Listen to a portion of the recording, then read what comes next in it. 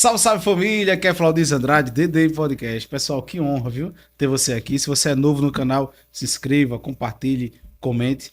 DDI Podcast está meses aí nessa labuta, anos, né, se aproximando do nosso aniversário. E o meu muito obrigado, né, por você que tem chegado até aqui. Você que é nosso patrocinador, o meu muito obrigado.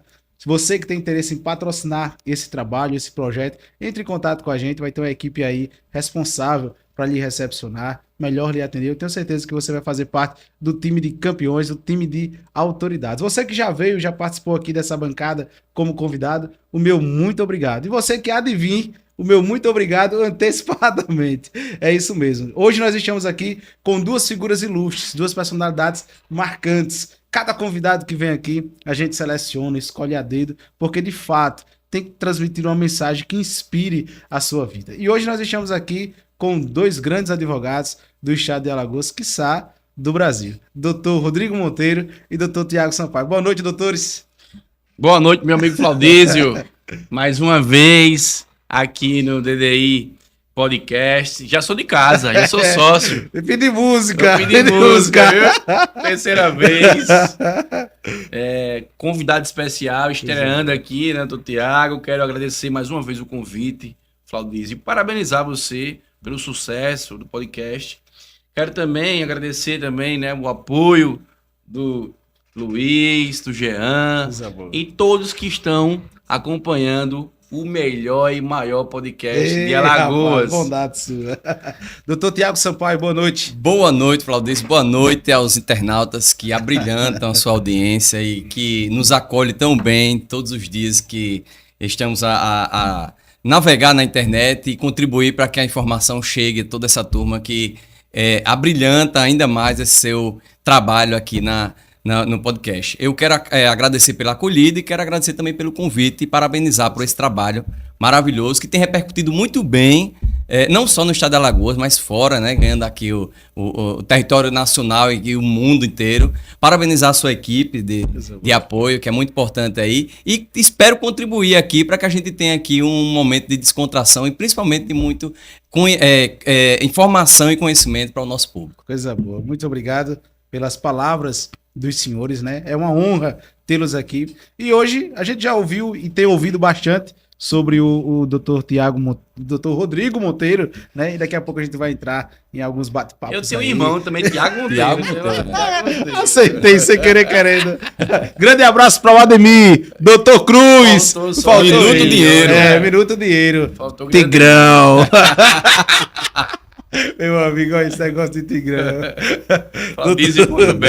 Flaudício.bet, bicho. Aí, Flaudício.bet. Meu amigo, olha. O Luiz que ficou sonhando. Luiz ficou sonhando, fez até uma redação. Doutor Tiago, a pergunta que eu sempre faço a todos os convidados que aqui vêm. Quem é o doutor Tiago Sampaio? Flaudício, essa pergunta me remete a um vídeo que recentemente eu assisti de Mário Sérgio Cortella, você deve conhecer, um dos maiores filósofos da modernidade, né? Que ele dizia assim, o maior prazer do ser humano é falar de si. Se ele não encontrar prazer falando de si, é porque ele tem algo a esconder, né? Então, assim, eu sou uma pessoa muito introspectiva, eu gosto mais de ouvir, até porque aprendi de um curso que o Dr. Rodrigo fez com o Carlos Conce, quando o Carlos Conce dizia assim no curso que falar é prata e ouvir é ouro, e a gente quer sempre a medalha de ouro, então eu sou mais de escutar. Porém, quando me perguntam quem seria Tiago, eu gosto muito de falar de mim, mas sem enaltecer eventuais qualidades, mas falar da história, né? Que às vezes a gente acaba inspirando alguém. Eu sou professor, né? Já vou começar falando, sou professor, leciono desde 2009, e não raras vezes o aluno enxerga no professor alguém que ele almeja estar ali, né? Pela postura de passar o conhecimento. Então, o Tiago Sampaio é um jovem, eu me considero um jovem de meia idade, estou chegando perto dos meus 50 anos, mas me considero um jovem de meia idade, que nasci e me criei num bairro relativamente pobre, lá em Maceió, na capital, né, bairro Trapista da Barra. Aliás, eu morava numa rua e Rodrigo morava em outra, minha mãe ainda mora lá. Estudei em escola particular, mas aí, Flaudício, quis o destino, né, por um desarranjo familiar, um vício que teve, e a gente vai já tratar desse tema, tenho certeza, dos jogos, do vício, da ludopatia. Eu vivenciei isso, mas não os jogos ainda, vivenciei com álcool, infelizmente. Minha família foi desfeita, então nós tivemos uma crise financeira tremenda e nós tivemos que procurar escolas públicas. E aí é onde nasce minha história, porque eu fiz o vestibular, naquele tempo existia o vestibular, para entrar na Escola Técnica Federal de Alagoas, que hoje é o IFAL, e me formei no curso de técnico de processamento de dados. E aí, durante o curso, eu já consegui o meu primeiro estágio. Só que antes de eu estagiar na área de informática, aos 12 anos de idade, justamente por conta desse desarranjo que houve dentro da família, que acomete a tantos e tantos lares Brasil afora, eu tive que vender lanche na rua para poder ajudar a comprar o leite, que naquele tempo vendia o leite Camila, que era um saquinho, né? E o pão, um pãozinho francês, para a gente poder tomar o café à noite. Então era literalmente trabalhar de manhã para conquistar um trocadinho para comer à noite. E minha mãe fazia o pãozinho de queijo, um dos melhores que eu já provei, Flaudísio. Infelizmente ela está com idade assim um tanto quanto avançada, ela já não pôde fazer, mas eu pedi para ela fazer, para lhe trazer, mas ela estava muito cansada, porque é um trabalheiro, ela vara a madrugada assando esse pão. E aí, quando dava 5 horas da manhã, ela me acordava para poder colocar tudo no isoporzinho e levava para a rua da academia da Polícia Militar, também no Trapiche. E eu vendia, ficava lá até meio-dia, tomava banho e ia para o colégio. Só que aí, quando eu entrei na Escola Técnica Federal de Alagoas, que lá exigia um tempo maior de estudo, eu parei com o trabalho de vender pãozinho de queijo e fui trabalhar em lanchonete, que era do meu pai. Meu pai perdeu o emprego, veio uma crise financeira tremenda, e aí ele montou bares e restaurantes. E aí eu passei a trabalhar em bares e restaurantes. Me formei em informática. Assim que terminei o curso de informática, meu sonho era fazer direito. Eu já tinha isso na minha mente. Eu compreendo muito bem, Flaudísio, aquele jovem que ainda não sabe o que é, eu compreendo, mas eu tive a bênção, né? Sou cristão e acredito numa força superior. Eu tive a bênção divina de saber quem eu era, o que eu queria e onde eu podia chegar. Então fiz o curso de direito, só que eu já estava terminando o curso de informática. Então eu tinha que trabalhar para me manter. E aí comecei o estágio na Secretaria da Fazenda. Aliás, minha primeira escola foi a Secretaria da Fazenda, na área de informática. E aí trabalhava durante o dia. Cheguei ao ponto, Flaudísio, e não me arrependo disso. Eu trabalhava de manhã na Associação do Fisco, de 8 às 14, pegava o ônibus e descia para o centro da cidade, às 15 da tarde, pegava na Secretaria da Fazenda, ia até às 19. Quando dava 19, eu pegava o Estaco Centro para subir para o UFAL, para o curso de Direito. Era corrido. Mas vou lhe dizer uma coisa, Flaudísio, foram os melhores anos de minha vida. Porque naquele afã de querer, né, crescer, ajudar minha mãe sofrida, fazendo aqueles pãezinhos de queijo e tal, tinha que ajudá-la. Foi ali que eu forjei a minha personalidade. E aí eu me formei em Direito, já estava trabalhando em informática como analista de sistema, eu era gerente de informática de um plano de saúde, que era o plano de saúde da Associação dos Fiscais de Renda, ao qual eu sempre ressalto, foi outra escola, me ensinaram muito, me deram oportunidade. E aí, quando eu terminei o curso de Direito, você tem que fazer aquele recorte, sabe, Flaudísio? E agora eu vou parar a atividade que eu tenho, vou seguir só no Direito, vou montar meu escritório.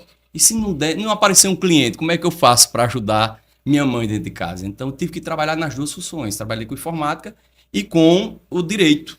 E aí, comecei como advogado em 2005. Não tinha escritório, atendia avulsamente. Até que em 2009, Rodrigo já era meu vizinho de Trapiche. Me liga, eu me lembro como hoje eu estava na Massagueira. Quando ele me liga, diz, olha, surgiu a oportunidade da gente montar um escritório em conjunto com Lucas Dória. Gente finíssima, nosso primeiro sócio. Maravilhoso, mas eu não conhecia. É como você dizer, vou casar com aquela noiva sem nunca ter visto a noiva, né? Mas a gente tem que abraçar aquela oportunidade que estava passando. O cavalo estava passando selado, Flaudísio. E você tem que, muitas das vezes, ter esse feeling de arriscar. E aquele arriscar deu certo. Em 2009, nós montamos nosso primeiro escritório, nós três. Difícil, como é todo início de profissão. Só que eu sempre gostei de estudar, né? E aí, estudando para concurso, em 2009... eu passei no meu primeiro concurso, na verdade eu passei em 2 concursos. E fui chamado em 2011, 2 anos depois, para a Universidade Federal de Alagoas, para auditor de controle interno. E isso foi um marco na minha vida, porque aí definitivamente eu deixei a informática, que é uma atividade que eu tenho paixão. Mas Flaudísio, é uma atividade extremamente estressante, sabe?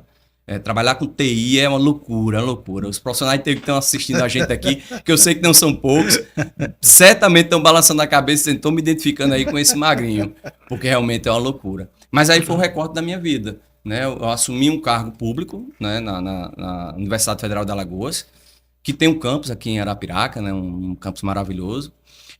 E aí eu pedi demissão do emprego que eu tinha e me dediquei só ao escritório e ao meu cargo público e permaneço até hoje Nosso escritório, com as bênçãos divinas e a força do nosso trabalho, cada dia mais vem crescendo, né? Desde aquele primeiro escritório que nós montamos, hoje nós já estamos no terceiro.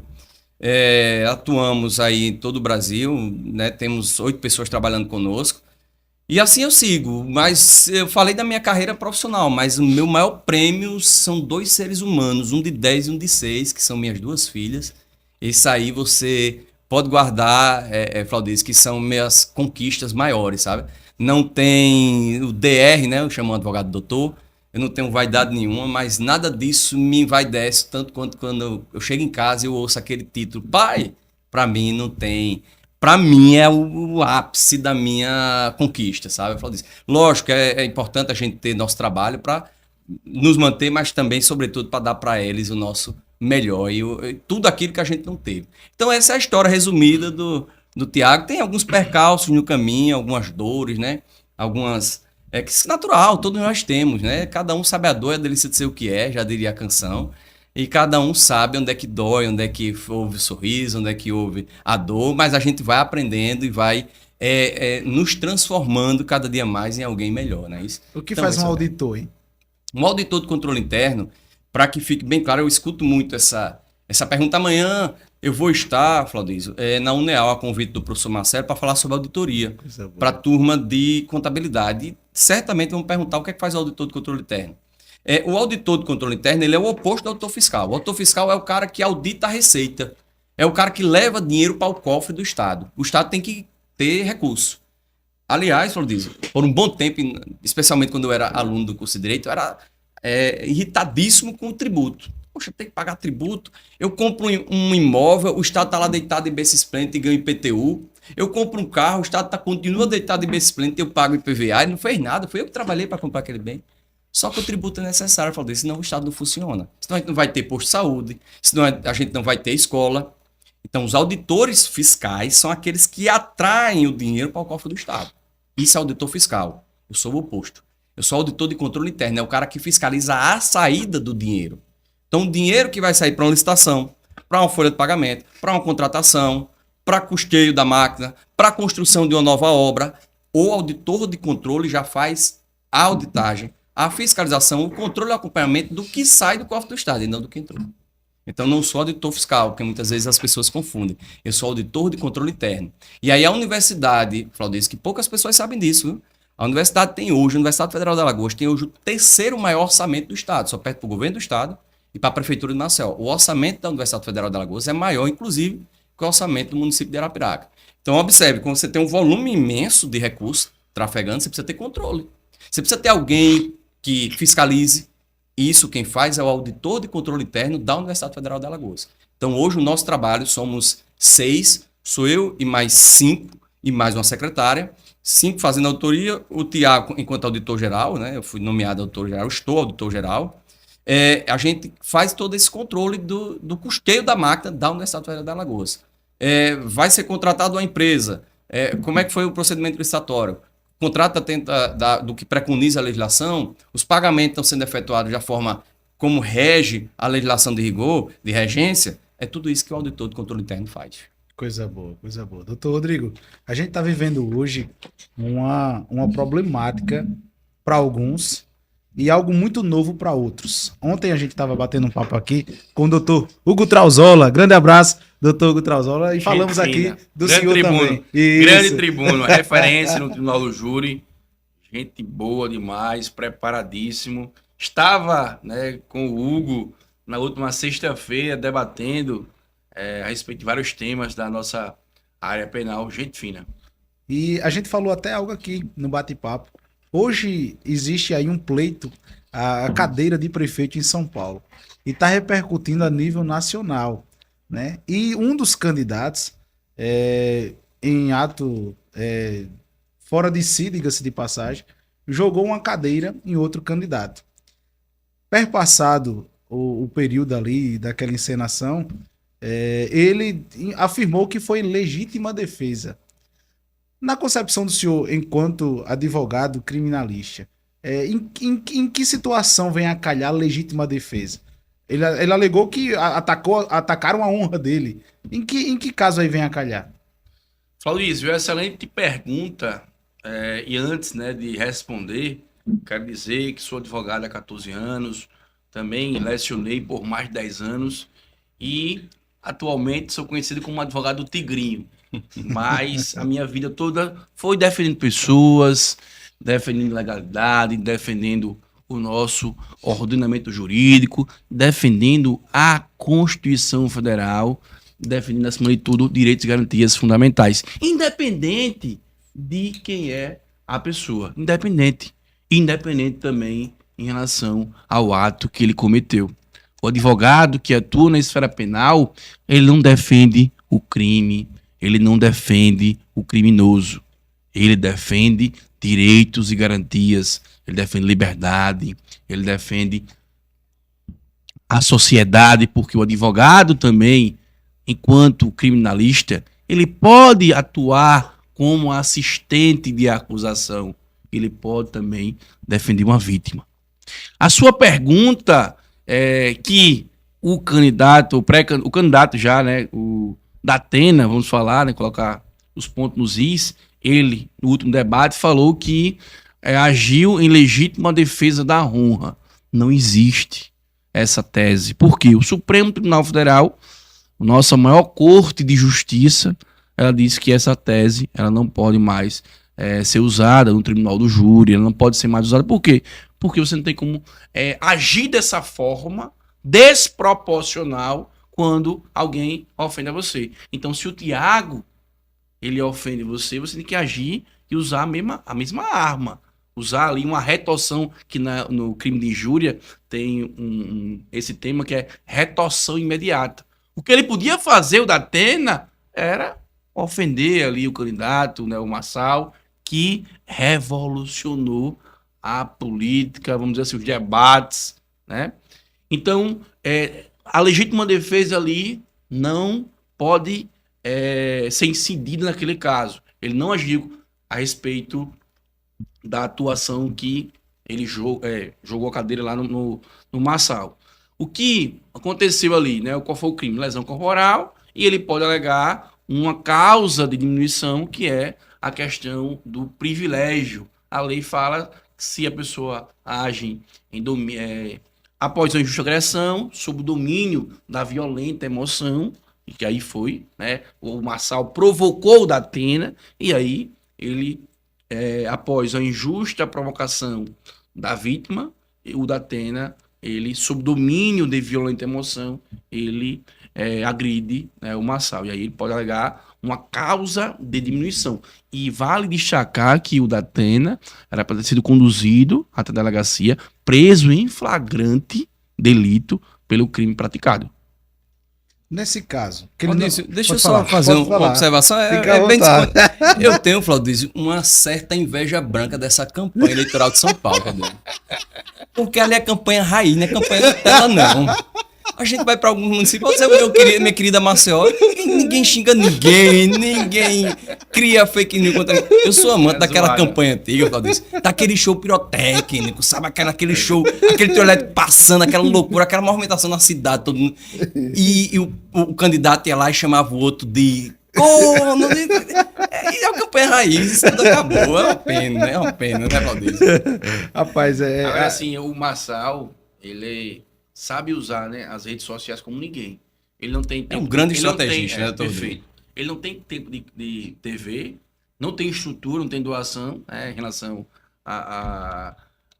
tem uma estrutura, vamos dizer assim, para a campanha, mas usa como ninguém as suas redes sociais. Tudo é um corte, né? Sim. Aí ele, até nos debates na TV Cultura, um jornalista falou: o senhor vai responder para o corte do senhor, né? Tudo é um corte. Então, assim, um cara que sabe, né, usar as redes sociais como ninguém. Agora, infelizmente, na minha visão, ele exagera no debate. Eu acho que é importante você debater a cidade. Eu fui, em 2020, na última eleição, Flaudísio, eu fui candidato a vereador em Maceió. Tive quase 600 votos.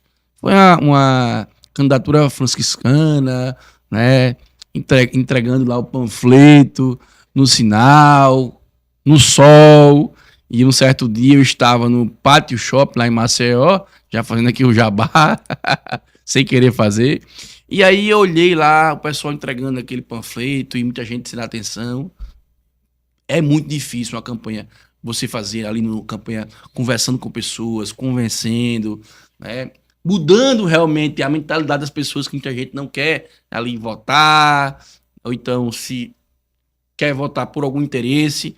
E um certo dia, Flaudis, o cara me pediu a camisa. Ele disse, me dê sua camisa que eu voto em vocês. Rapaz, eu vou ficar sem camisa. Ele me dê a sua calça. Rapaz, eu não posso. Me dê o seu sapato. Rapaz, não posso. Ele disse assim, eu sou um corno pra votar em você. Então, assim, o pessoal, infelizmente, tem esse vício. Mas, assim, o que falta na campanha lá em São Paulo, na minha visão, são propostas. Você não vê um debate em relação à mobilidade urbana. Você não vê.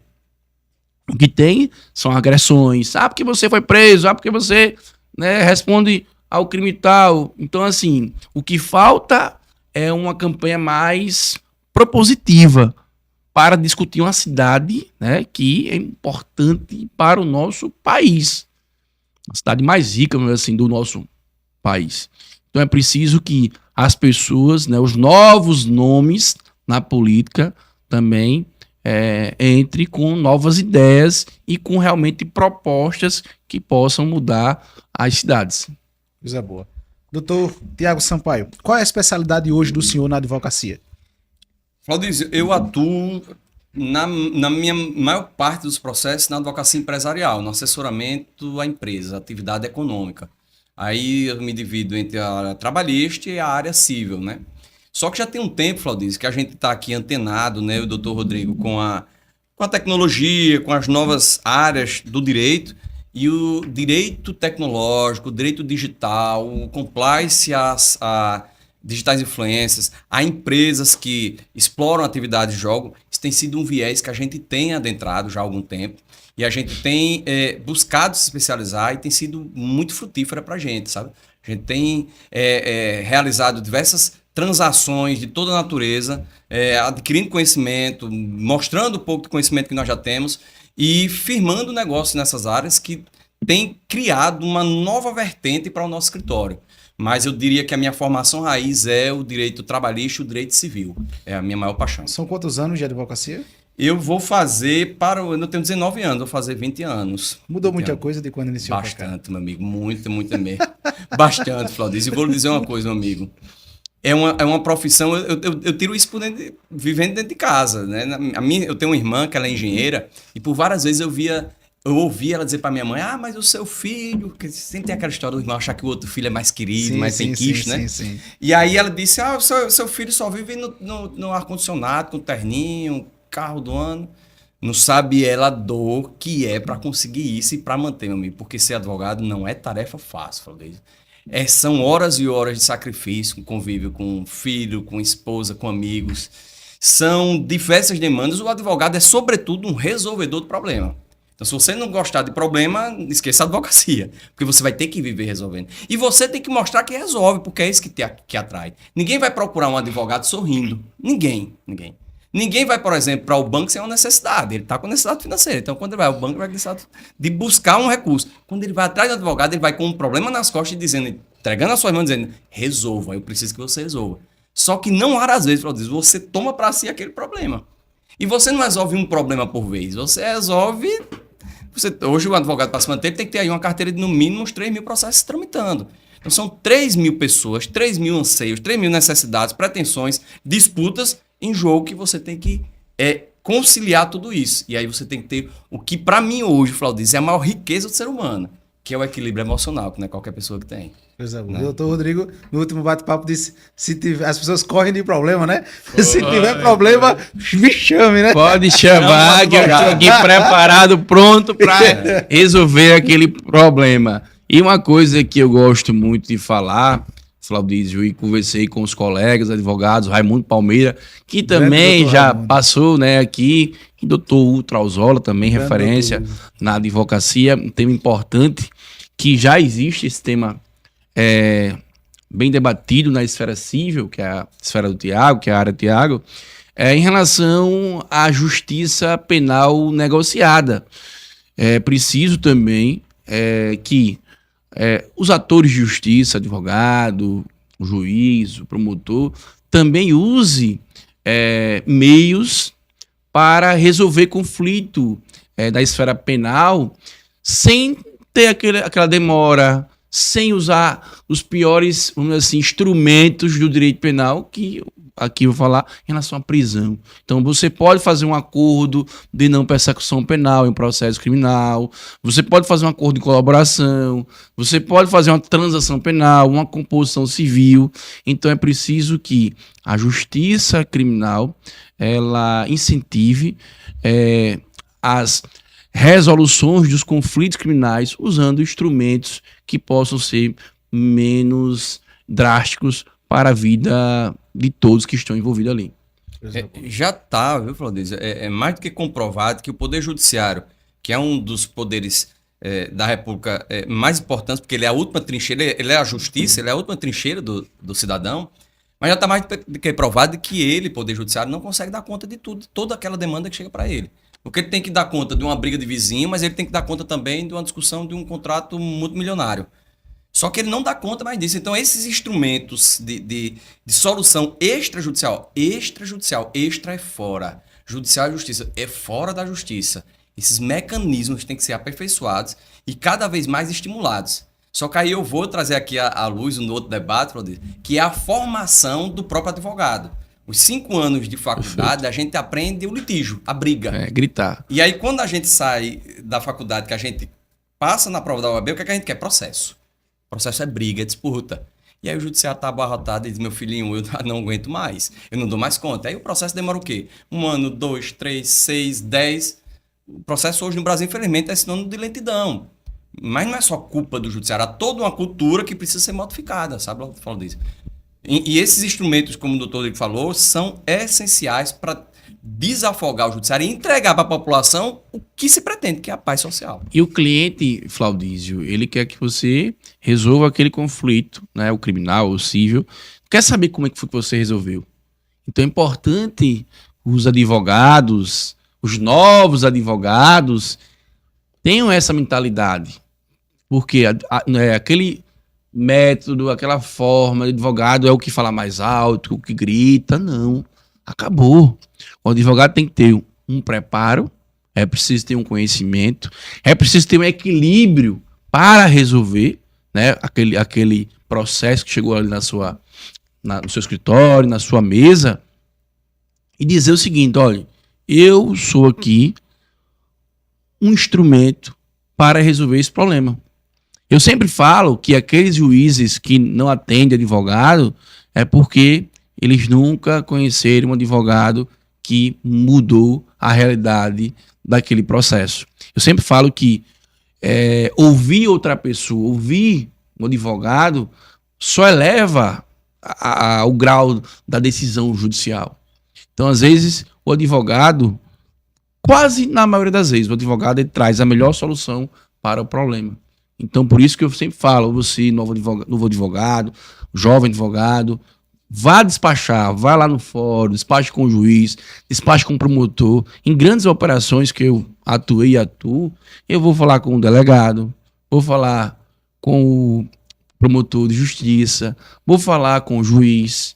E eu tenho que, através dos instrumentos que a lei permite o advogado usar, e aí é respeito, eu sempre falo respeito à regra do jogo, usar aqueles instrumentos para solucionar aquele conflito.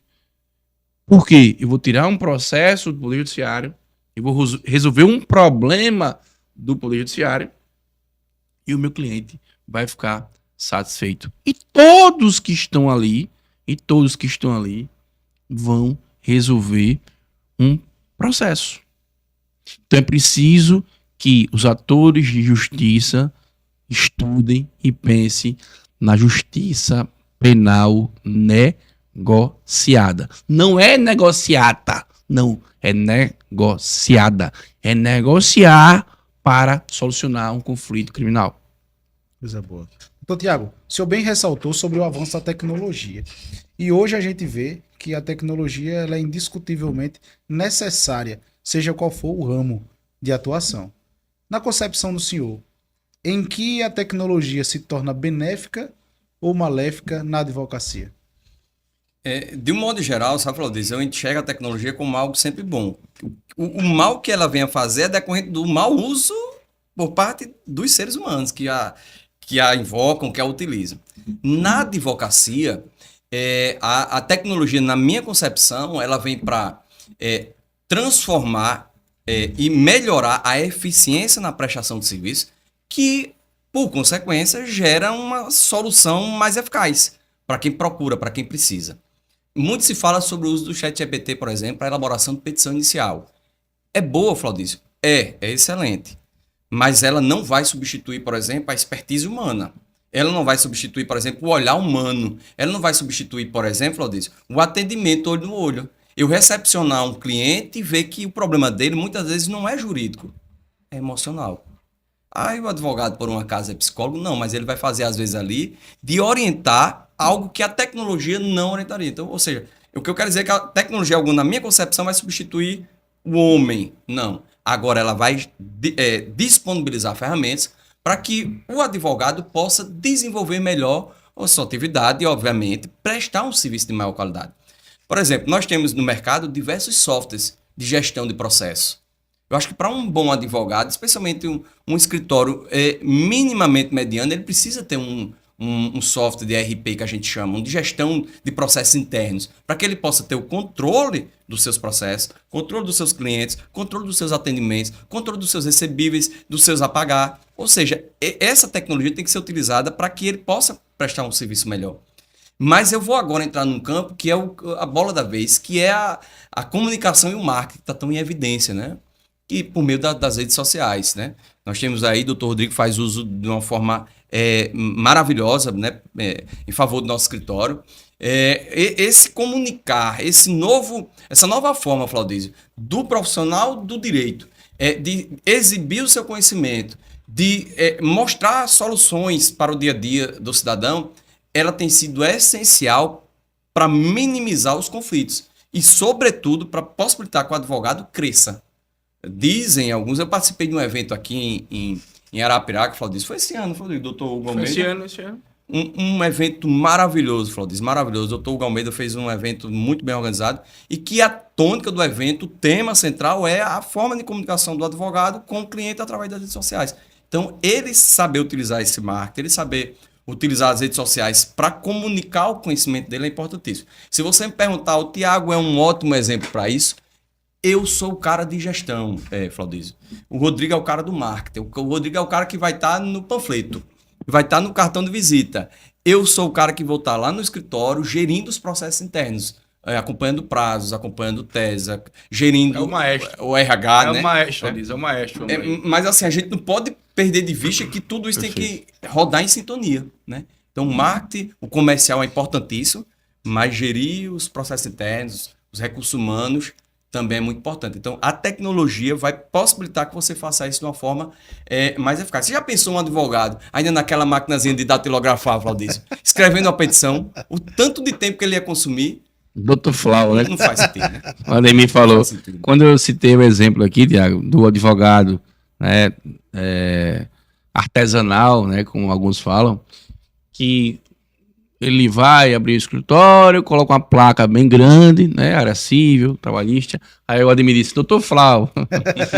Então, assim, essa forma de você advogar é uma forma antiga. E a advocacia, na minha concepção, é a advocacia digital e empreendedora. O Tiago sabe gerir um escritório, pessoas, né, processos, como ninguém. Eu não tenho essa habilidade. Eu não tenho. Mas ao longo do tempo, eu estou aprendendo que a advocacia digital eu preciso o quê? Estar falando, dizendo o que eu faço, extraindo, né? das pessoas que estão no meu escritório, o melhor, diz, ó, o que é que você faz aqui no escritório, o que é que você atua. Então, assim, quando eu coloco a minha imagem nas redes sociais e começo a fazer uma comunicação, começo a mostrar um conteúdo que ninguém mostra, eu vou ter o que ali? Notoriedade, eu vou referência. Há um ano eu venho falando antes da lei. A minha visão foi antes da legislação. Eu comecei a estudar um projeto de lei em relação aos jogos e as apostas esportivas, vi realmente que isso era a tendência no nosso país, já era uma realidade no mundo. Os países mais ricos, né, Alemanha, Estados Unidos, China, né, as maiores potências em relação à questão econômica, já tinha legislação em relação à questão dos jogos. E o Brasil ainda patinando e com resistência. E aí eu comecei a olhar esse projeto de lei, comecei a falar nas redes sociais, falando que isso aí ia aumentar a arrecadação fiscal, a legislação era ir combater o mercado negro, né, as cifras negras, ia combater manipulação de jogo, ia combater aquela bet que foi feita lá no quarto de uma casinha, né? Ia combater também as questões das divulgações erradas, a questão também da ludopatia. Então a legislação vem para mudar a realidade desse mundo que ninguém discutia. E muitas vezes eu fui criticado nas redes sociais falando, você defende o jogo. Eu nunca defendi o jogo. Eu nunca defendi o jogo do tigre, o do coelho, o do rato. E nunca joguei. Eu não gosto de jogo. Eu não gosto de jogo. O que eu defendi e defendo é uma legislação. O que eu defendo na minha vida como advogado é o devido processo legal. O que eu defendo é a ampla defesa, é a presunção de inocência, é respeito à regra do jogo. O que eu defendo é aquele cidadão que está ali respondendo um processo e sendo criminalizado nas redes sociais e sendo julgado antecipadamente. É muito fácil você julgar. Eu não tenho vocação para julgar ninguém.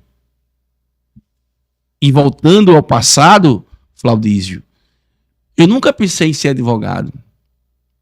Nunca pensei em ser advogado. Fui para a advocacia porque ao longo da minha vida como estudante, eu estagiei em alguns escritórios de advocacia e comecei a gostar da advocacia.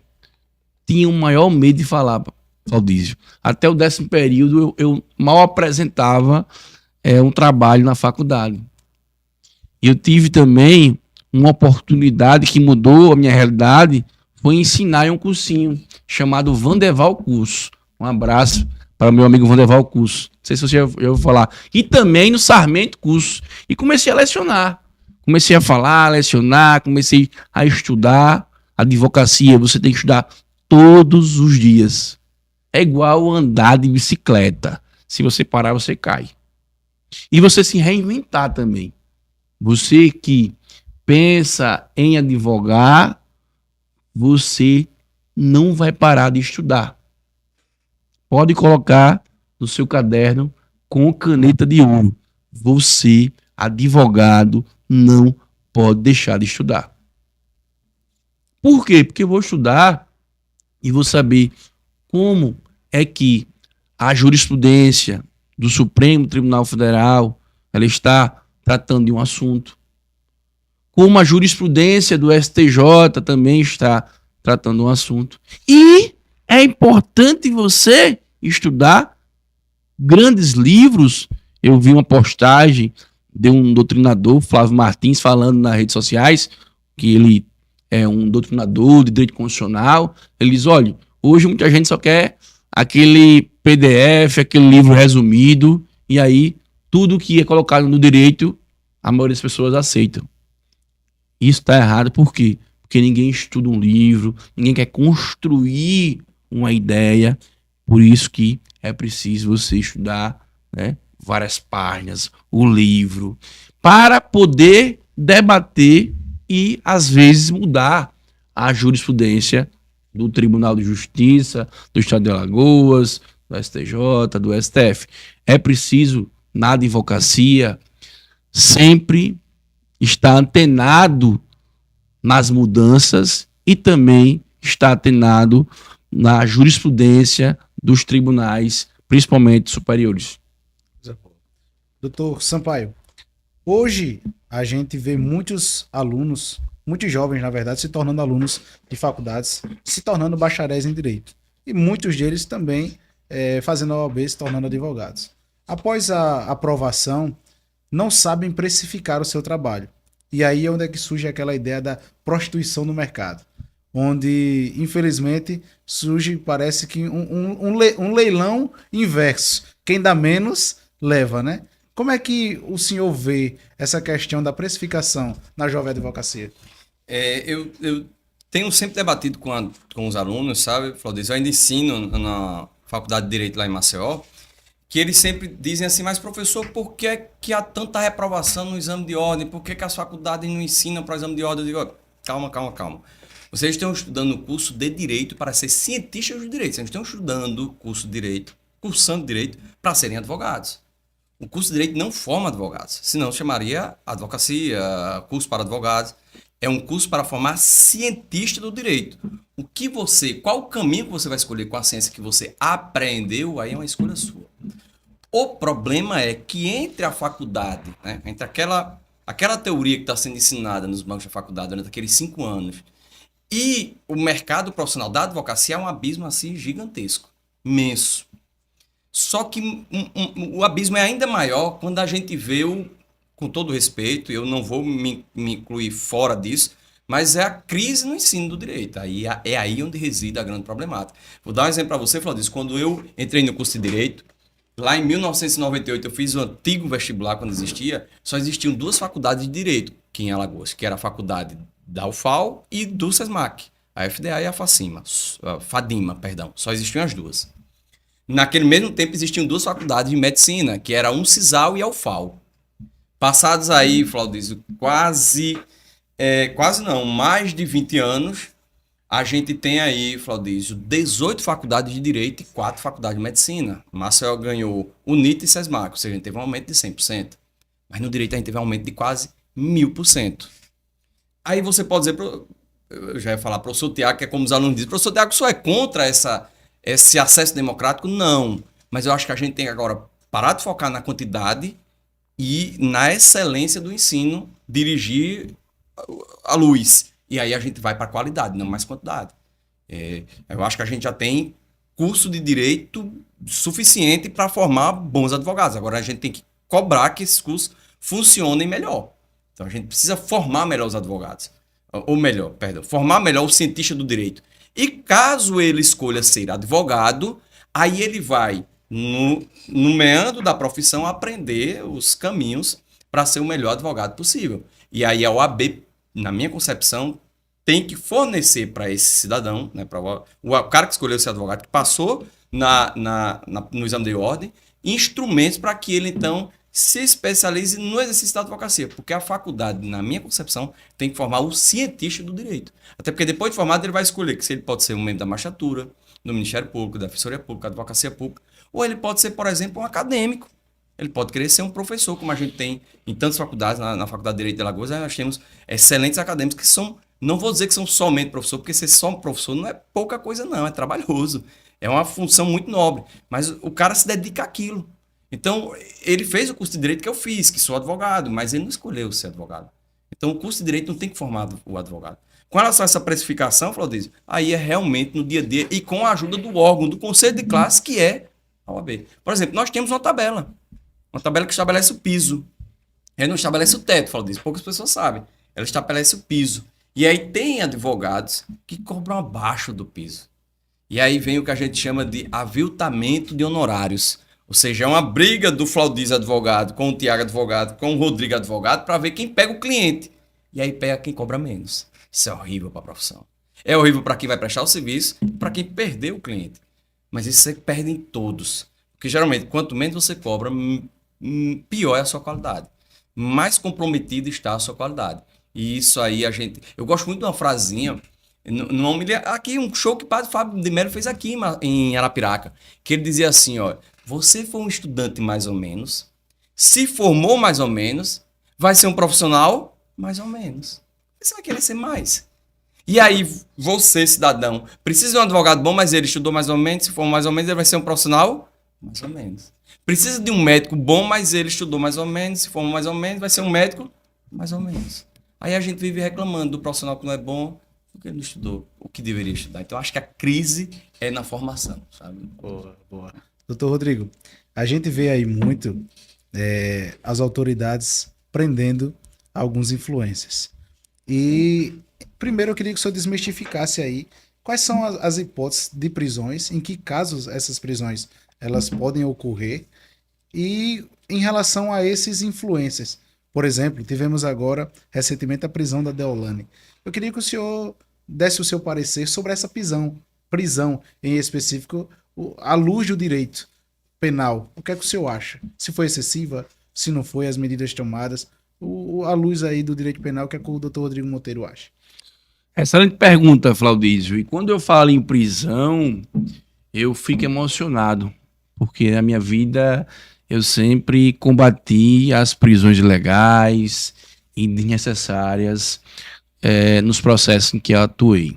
Quando você falar na prisão processual, você tem que analisar o processo penal constitucional e tem que olhar um princípio chamado princípio da presunção de inocência.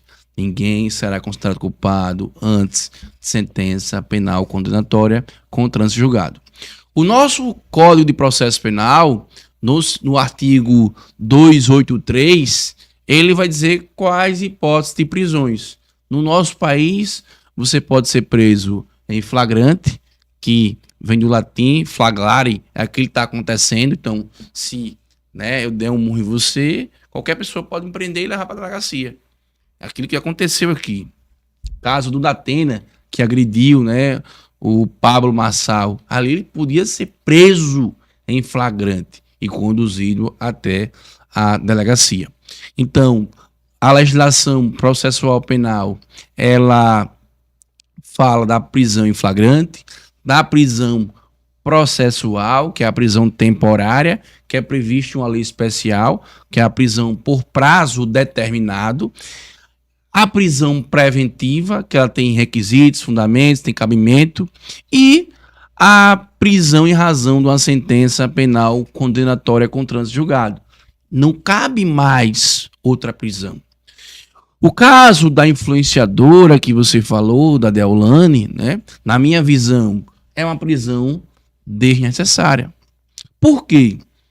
O artigo 282 do nosso Código de Processo Penal, inciso 1 e inciso 2, ele fala da questão da adequação. Será que era adequada aquela prisão para uma pessoa, para a gravidade do crime? Os crimes imputados são crimes que não têm violência? Na minha visão, não. A resposta é não. Crime de lavagem, crime de suposta lavagem, suposta organização. Por que, Rodrigo, suposta? Porque é apenas a investigação. É um procedimento investigativo preliminar que está se apurando ainda se realmente ela cometeu ou não os crimes imputados. Então, os crimes imputados à influenciadora, os crimes de lavagem, organização criminosa, e também a contravenção penal de jogo de azar, são infrações penais que não têm violência. Então não tem a necessidade de uma medida tão drástica que é a prisão preventiva. As condições pessoais da Deolane, vamos analisar, ela é uma advogada, exerce a sua advocacia, tem residência fixa, ela tem uma atividade lícita, tem um endereço fixo. Então, na minha concepção, na minha visão, com todo respeito aos atores de justiça, não vejo a necessidade. E outra coisa, outra pergunta, será que era necessária para investigação à prisão? Não, eu não vejo, certo? Então, é preciso analisar necessidade, adequação e outra coisa. O nosso Código de Processo Penal existem diversas medidas cautelares, diversas de prisão, que lá no artigo 319, nosso Código de Processo Penal, que podiam ser aplicadas a Deolane.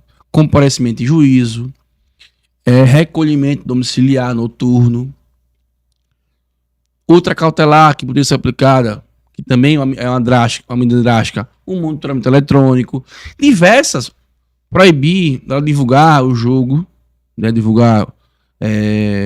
fazer publicidade do jogo do Tigre ou qualquer slot. Então existem diversas cautelares que poderiam ser aplicadas ao caso da influenciadora. Inclusive, eu defendo que em casos em que é possível fazer um acordo de colaboração, não deve existir a questão da prisão processual, que é a última medida. O artigo 282, parágrafo 6º, ele fala isso. E, inclusive, se o acusado, o investigado, ele descumprir um comparecimento, né, em juízo, a medida correta é outra medida cautelar de essa prisão e não a medida mais drástica do nosso Código de Processo Penal, que é a prisão processual. É preciso diferenciar a prisão processual, que ela vai satisfazer ao processo, e a prisão penal, que é a questão do cumprimento de pena. Outro ponto em relação a essas operações, e aí eu já enfrento diversas operações na minha vida, e aqui eu quero, né, dar um exemplo, que na operação aqui no estado de Alagoas, a operação do Tigrinho, né, a Game Over, eu atuei, né, e atuo nessa operação. O primeiro momento foi enfrentar a prisão. Eu enfrentei uma prisão em relação aos meus clientes. E graças a Deus conseguimos restabelecer já na audiência de custódia.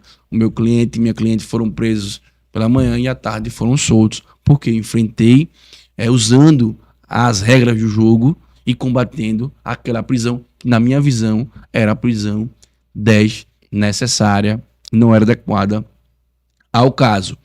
É preciso sempre, Flaudísio, respeitar o nosso Código de Processo Penal, respeitar a nossa Constituição. A regra, quando você fala em operação policial, quando você fala em processo criminal, a regra sempre é a liberdade.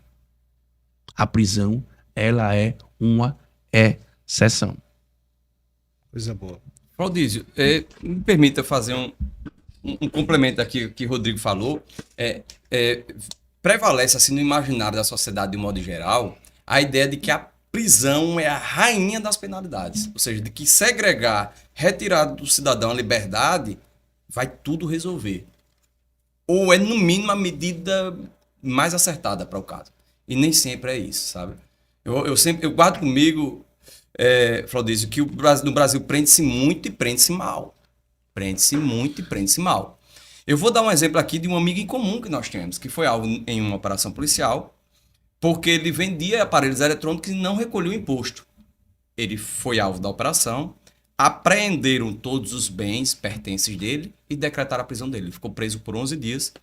Eu fui lá 9 dias visitá-lo, porque eu sou advogado, eu ia como advogado dele, mas ia para ouvi-lo, para perguntar como é que você está. E por que eu fiz isso? Porque eu sabia que ele não é um criminoso. Eu sabia que ele não tem o ânimo de transgredir. E na minha concepção, esse é um exemplo que eu trago aqui, Flaudísio, para os seus internautas, até para provocar uma reflexão, porque aquele cidadão que foi preso, ele não era criminoso, ele não precisava estar ali. Se havia, de fato, um não recolhimento do tributo, a apreensão dos bens dele já iria satisfazer o numerário que deixou de ser recolhido e deixaria para ele a lição. Não faça mais isso, porque perdeu tudo. De fato, perdeu tudo. O Rodrigo foi advogado dele, inclusive. Fez um acordo de não persecução penal. Mas entenda, hoje, passados aí, eu digo, acho que 4 anos, 5 anos... 2019, foi 2019. Né? A gente percebe, Flaudísio, nele que 4 anos. Ainda há uma mágoa. Ainda há uma... É como se fosse, Flaudísio, um fato que para ele macula o íntimo. O desgaste foi muito A honra. grande. O desgaste foi muito grande. Se lá em 2019, a operação foi em 2019, se lá em 2019 o Ministério Público e também os atores de justiça envolvidos ali dissessem, olha, vamos fazer aqui um acordo de colaboração, bora resolver aqui. Tinha resolvido. Então, o Brasil, o que acontece? Primeiro prende o cidadão para depois investigar. Inverte a situação. E um exemplo também, os Gêmeos, né? Que os Gêmeos Brasil Perfeito. hoje são os maiores divulgadores de sorteio do Brasil. Os maiores. O maior exemplo que saiu lá de São Paulo, né? O Rodrigo Faro, e veio fazer parceria para divulgar um sorteio com os Gêmeos, o Rodrigo Faro. Então, assim, na época os meninos foram presos. Né? E no outro dia conseguimos soltar os 3 irmãos. Então, a prisão era totalmente desnecessária. São pessoas que nunca se envolveram com qualquer prática criminosa. Pessoas do bem, trabalhadores. E agora estão mostrando isso ao Brasil. São pessoas que trabalham de manhã até a noite para sobreviver. Geram renda, emprego, geram renda. alimentam sonhos.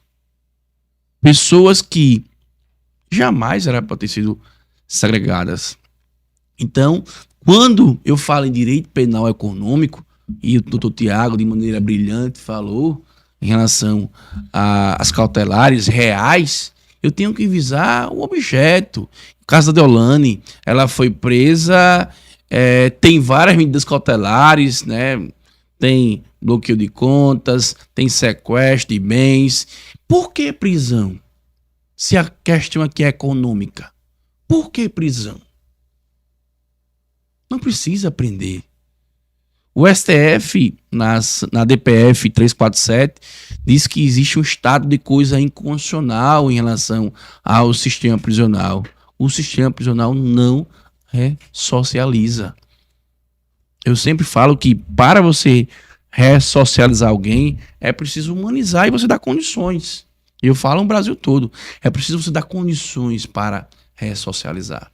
Então, prisão não é sinônimo de justiça. Não é. E aquele que pede uma prisão é porque ele não conhece o sistema prisional. Inclusive, Flaudísio, na operação da Game Over, quando eu consegui a liberdade dos meus clientes, um cidadão foi lá e comentou: agora que deveria estar preso era o advogado. E apontou o dedo para o advogado. Só quem deveria estar preso agora é você. Eu olhei assim, deixei pra lá. Ele não sabe o que é isso. Amanhã ele vai bater na minha porta com um problema criminal, ou dele, ou da família, e dizer: doutor, agora eu estou precisando do senhor. E eu vou atender. Porque existe uma frase que eu coloco na minha vida, um dos maiores criminalistas do Brasil, Evandro Lins e Silva. Eu tenho um vício na defesa da liberdade. Eu não escolho causa para defender alguém. Coisa profundo, né? Reflexivo, né? Existe aí a superlotação. Como é que diz? Encarceramento. Isso, vamos lá. Como é que os senhores veem essa questão da superlotação carcerária no Brasil? Eu falo disso, eu costumo dizer, e volto para o ambiente de sala de aula, que eu provoco os alunos a isso, né, a refletirem, é que a gente vive uma crise assim existencial. Enquanto a gente alega, e eu acho que alega não, a gente afirma a impunidade, há de fato a impunidade, né? A gente tem presídios, mais presídios superlotados. Ou alguém aqui conhece um presídio vazio, tem leitos sobrando? Não tem, tá. E aqui eu vou reformular, doutor Tiago, vou reformular uma pergunta para você. No momento de crise de vocação, se você fosse juiz, o que é que você ia fazer para mudar essa realidade? E eu, doutor Tiago? Excelente provocação, né? Vai soltar todo mundo, vai prender todo mundo, como é que você vai fazer? Eu acho que esse encarceramento demonstra, sabe, Flaudísio, sobretudo, é um problema sistêmico, não tem uma causa única, não. Mas, sobretudo, mostra que a gente prende muito. Se eu tenho muito encarcerado, se eu tenho muito detendo, se eu tenho muito educando, a gente está aprendendo. Será que ali tem gente que não precisaria estar ali? Eu costumo, quando eu vou para o aeroporto, sempre que eu passo, né? Eu já passei uma vez com minha mãe, e mamãe disse assim: devia soltar uma bomba aí. Olha a visão de mamãe, de que ali todo mundo é um pecador. Não. Tem gente que cometeu pequenos pecados, tem gente que não cometeu pecado. Agora, de fato, tem gente tão pecaminosa que deveria estar ali, verdade. Mas a gente tem que ponderar e raciocinar. Não é a prisão, não é um lugar para qualquer pessoa, não, gente. Aquilo marca.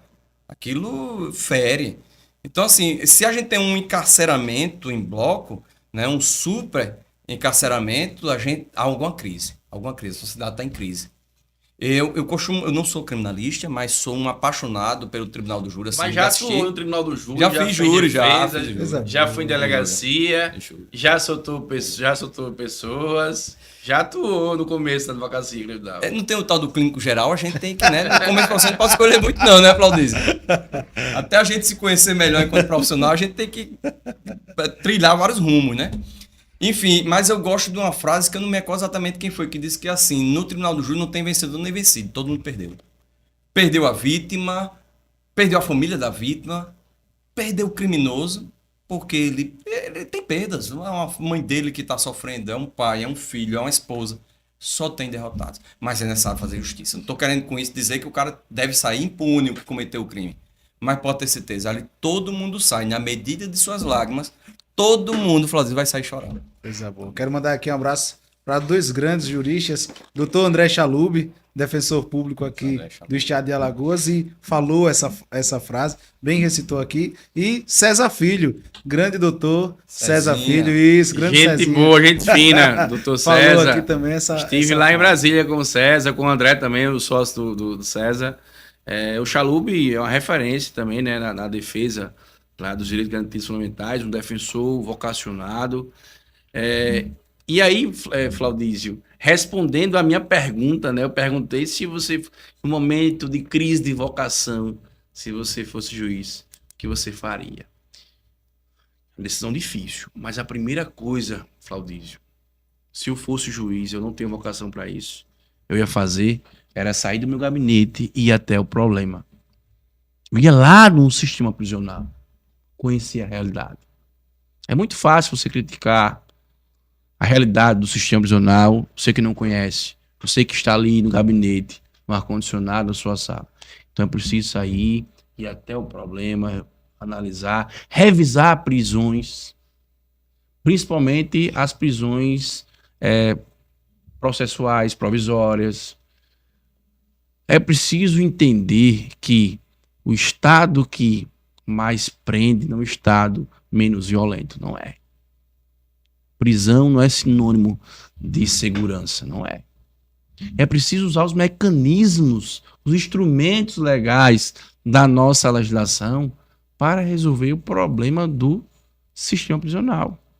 Agora, eu se fosse juiz, eu não quero ser juiz, é muito difícil, né? Muito trabalho, você tem que ser gestor, tem que julgar, e você ser imparcial é muito difícil. Tente julgar uma pessoa que furtou um refrigerante para beber e também para alimentar um filho. Tente julgar. Será que aquela pessoa que furtou num supermercado que fatura milhões, aquela pessoa que furtou para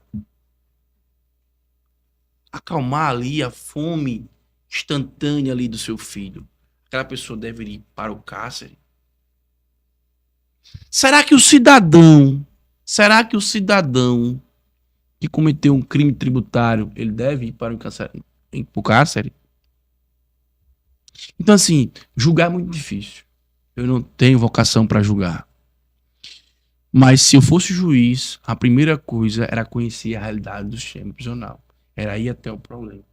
Inclusive fazer audiência dentro do sistema prisional. Por que não? Levar a estrutura do Poder Judiciário para dentro do sistema prisional.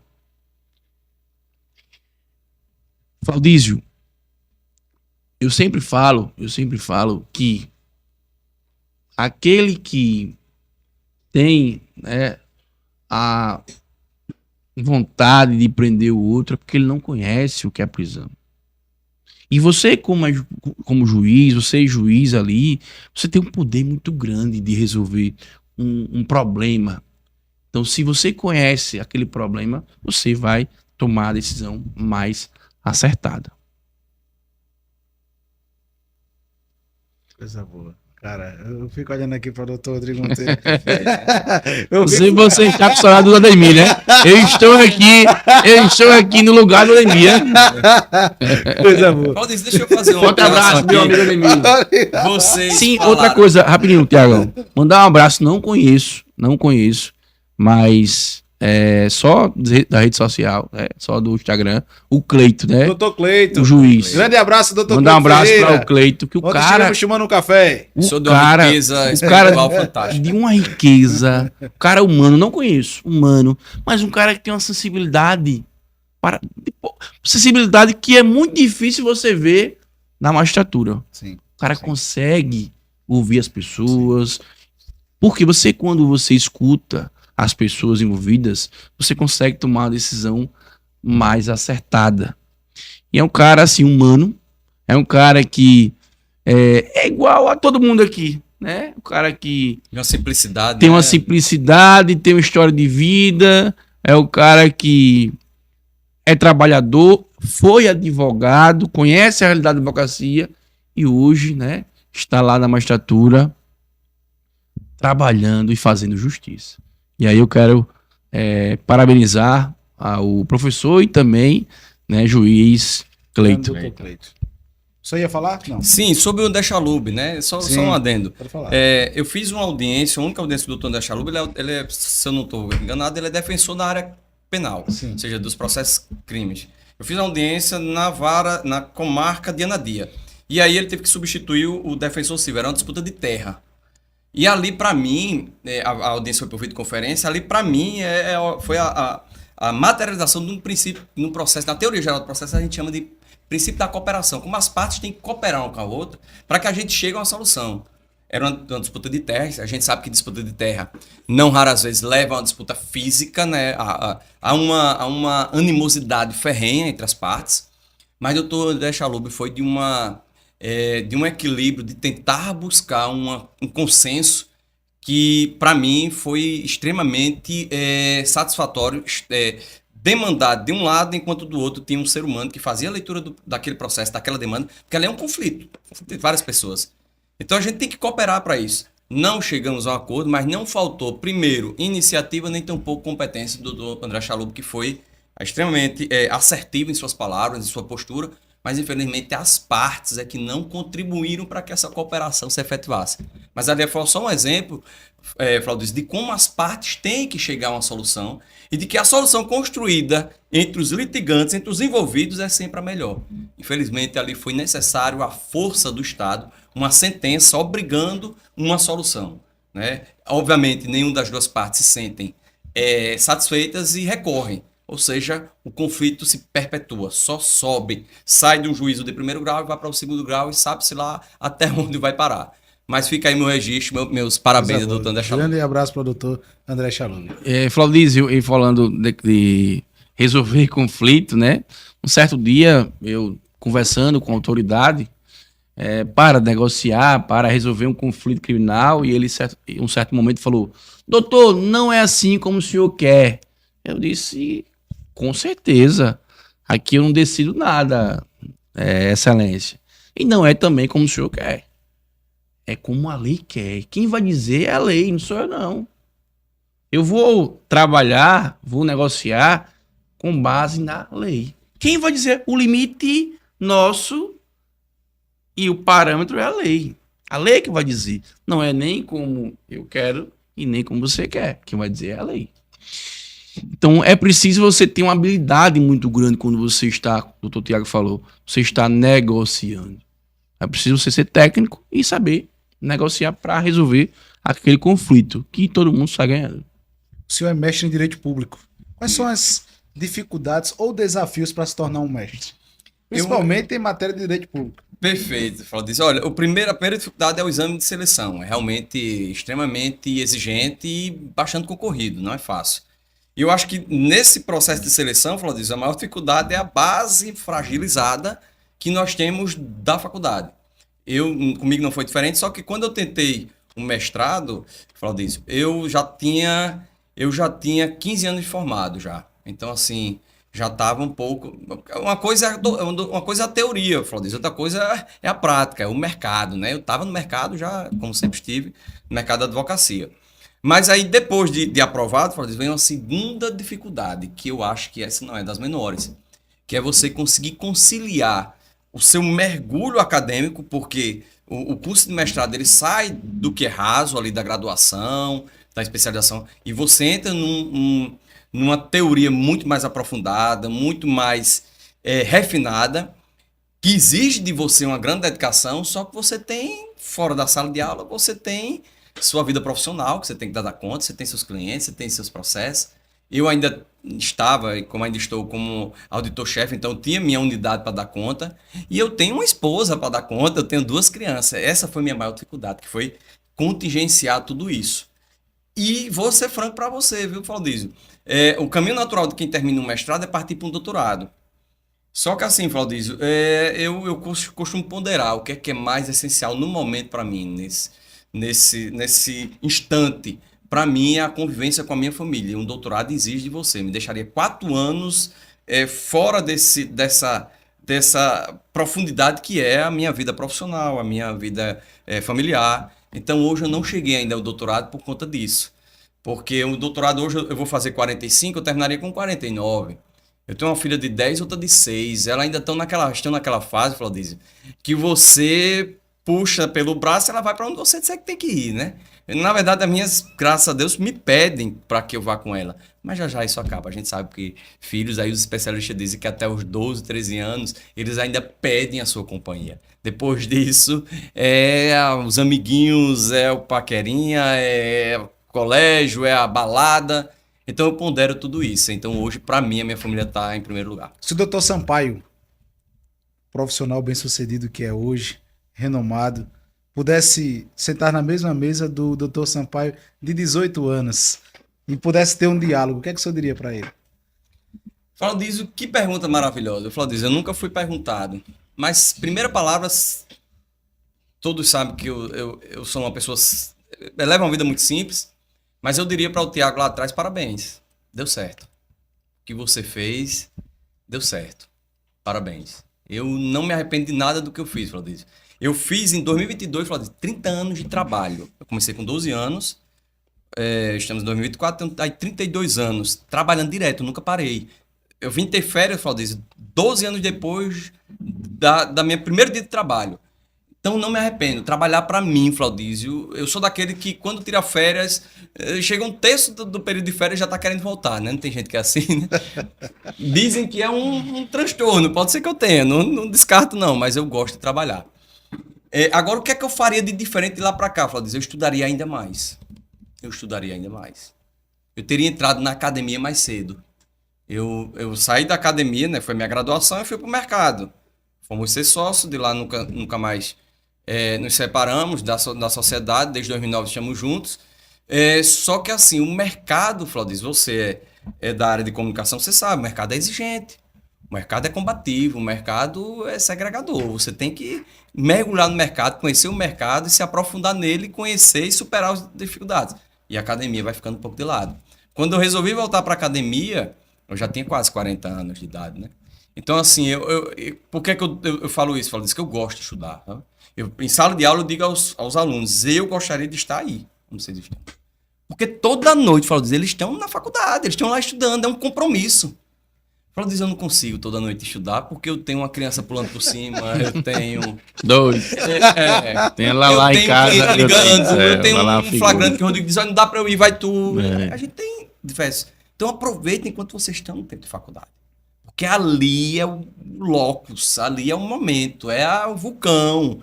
Aproveitem. Então era a única coisa que eu faria diferente, mas do mais basicamente eu sou muito satisfeito. Eu costumo dizer, Flávio, que eu tô antecipando minha velhice. Em que sentido? Deixa eu explicar que é para o nosso internauta não entender de forma equivocada, né? Geralmente, quando chega lá nos 60, 70 anos, é que o cara diz, eu vou viver a vida. Não, meu amigo, eu tenho que viver agora. Eu já tenho 32 anos de trabalho ininterrupto. Eu tenho que pegar o pouco que eu construí e reverter para mim, para os que me fazem bem. Então, eu procuro hoje, eu trabalho bastante, né? O Rodrigo é um parceiro grande aí nessa nossa escalada da advocacia. Eu hoje falo disso, eu tenho minha casa para cuidar, como todos nós temos, eu tenho meu escritório com 8 pessoas, eu tenho a universidade, que eu tenho 6 pessoas para gerir, e sou professor, com 2 turmas, cada uma de 30 alunos. Então, se eu só trabalhar, Flaudiz, o tempo vai passar assim ligeiro. Eu gosto muito daquela música de Ana Vilela, né, que diz que a vida é trem-bala parceiro e a gente é só passageiro, né? Prestes a partir. Então, Flaudiz, eu estou antecipando e o que é que eu estou fazendo? Quando é possível, Flaudiz, eu estou viajando, eu estou curtindo. Se você tem acompanhado aí nas redes sociais, Rodrigo é um dançarino nato. Eu tento a todo custo, Flaudiz, imitar dançando também. Não é muito bonito não, mas é viver a vida, Flaudiz, é isso. Coisa boa. Doutor Rodrigo, o senhor tem uma vasta experiência na área penal e, diga-se de passagem aí, é um destaque no nosso estado, quiçá no Brasil, e é válido ressaltar isso. Sei que muita gente bate a porta do senhor. Existe aí, na área penal, algum tipo de caso específico que o senhor diz, esse caso aqui eu não pego? Ou, sendo na área penal, o senhor pega tudo? Se eu não pegar, vai lá o Flaudiz e o doutor Flávio vai aceitar ali o cliente. Se eu não defender, vai ter defensoria pública, né? Vai ter o Chalub, um excelente defensor público, vai defender. No criminal não existe acusado sem defesa, vai ter que ter um defensor. Aquela música, né, da Simone e Simara, que fala que não quer advogado, quer regime fechado, quer ficar na mesma cela, né, do cidadão lá. Não existe aquilo. À luz do processo penal, é indispensável a defesa, o advogado no processo penal. Então, todo mundo tem que ter uma defesa. Se o Flaudísio, né, amanhã vier ser acusado de qualquer crime e não tiver condições de pagar um advogado, vai ter um defensor. Mas se na comarca não tiver defensor público, o juiz vai nomear um advogado dativo para defender o Flaudísio. Então, eu sempre falo o seguinte, que estude o direito. Você é advogado, pode colocar no seu caderninho aí com caneta de ouro. Pode quebrar a caneta e colocar lá no seu caderno. Estude o direito. E quem sabe o direito é o advogado. Os fatos é o seu cliente. E se o seu cliente mentir? Vai ter problema na tese que você, advogado, for colocar ali naquele processo. Então, se preocupe com o direito. Se preocupe em defender o seu cliente da melhor forma, usando o direito. Os fatos, você pergunta ao seu cliente. Agora, se ele mentir, a tese que você vai colocar naquele caso vai ficar prejudicada. E uma coisa que eu sempre coloco na minha vida como advogado é que, além do direito, você, advogado, precisa ler até as vírgulas do processo. Inclusive, até antes de sentar com o cliente para fechar aquele processo. E aí o advogado vai falar, dá muito trabalho. Não dá muito trabalho, você vai aprender. Cada processo é um aprendizado. Eu sempre analiso, junto com o Bruno, um abraço, doutor Bruno, doutora Carla, doutor Ivan, doutor Arthur, todos lá do escritório. Doutor Nainha também aqui, de Arapiraca, que sempre falava do Chalub, doutor Chalub defensor. Um abraço para a Nainha também, que trabalhou no nosso escritório, a parceira, é advogada atuante aqui em Arapiraca. Então, eu sempre falo com o Bruno, que o Bruno fica mais na questão criminal, me acompanha nessa luta diária, que é preciso ler o processo, fazer um relatório e conversar com o cliente. Eu não posso admitir, no século XXI, um advogado que vai atender o cliente apenas com uma caneta e um papel e rabiscando ali. Não, você tem que primeiro me mande o processo, quero olhar o processo, quero ver, estudar o processo, analisar, até para você precificar. E você falou, né, na questão da prostituição, da advocacia. Os paraquedas da advocacia. No caso da Deolane, vários advogados impetrando, né, habeas corpus para tentar ali a liberdade e ganhar 1 minuto ou 1 hora de fama. Não. Quem vai até o seu escritório é o cliente. Não é você, advogado, que vai escolher o cliente. Não, quem escolhe o advogado é o cliente. E para você fazer um bom trabalho, primeiro estude o processo. Olhe até as vírgulas do processo. Olhe as provas que foram produzidas ali naquele processo. O processo é prova. Eu não posso falar, foi o Flaudísio que matou, porque eu acho que foi ele que matou. Até na confissão, que o Flaudísio vai dizer, olha, eu matei fulano e tal. Tem prova que essa pessoa morreu? Não tem prova que essa pessoa morreu. Então, a sua confissão, ela tem que ter uma harmonia no conjunto probatório daquele processo. Então, Flaudísio, eu, na minha vida, advogo já há 14 anos, 20 de junho de 2010, comecei a advogar. Comecei a aprender com o Tiago, com o Lucas, colocamos lá o escritório, eu não tinha nem OAB, o escritório, na verdade, era o Tiago, o Lucas, e eu apenas acompanhava e aprendia muito com o Tiago e com o Lucas. Mas o que eu aprendi na minha vida como advogado foi defender pessoas independente de cor, independente de crime, independente, inclusive, de honorários. Porque já atuei em várias causas pro bono, sem receber. Nós, como advogado, temos essa responsabilidade de mudar a sociedade. Por que não defender uma pessoa que não tem dinheiro, uma pessoa que furtou uma água para beber? Por que não?